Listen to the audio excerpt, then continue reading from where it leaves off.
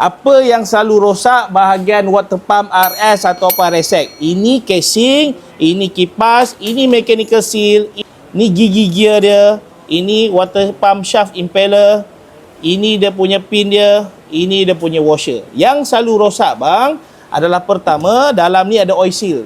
Oil seal sini dah kembang. Bila kembang, nanti senang jadi karat sebab apa? Minyak hitam dah campur dengan coolant.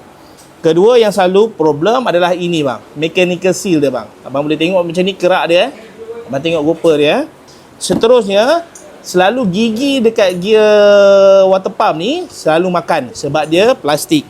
Seterusnya yang selalu rosak adalah dekat pin ni, dia duduk macam ni.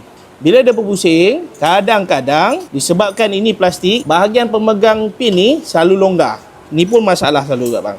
Dan last sekali yang selalu masalah adalah shaft impeller ni bang. Yang ini karat. Setiap 30,000 abang disuggestkan untuk ambil package servis water pump yang bernilai RM165 dengan kita. Ini semua barang dan kerja yang dapat. Barang abang akan dapat seperti ini bang. Okay, dalam ni ada o-ring, ada oil seal, semua ada dalam ni.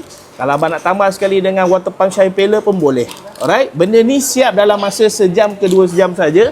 Macam motor abang kat belakang ni, abang ni ambil top set dan juga major service dan juga water pump. Kalau abang nak juga servis yang sama, boleh klik link di bio, booking, pilih tarikh dan juga masa, jumpa di sini. Yang penting, yang datang hanyalah standard kilang saja. Mudi jangan datang. Bye-bye.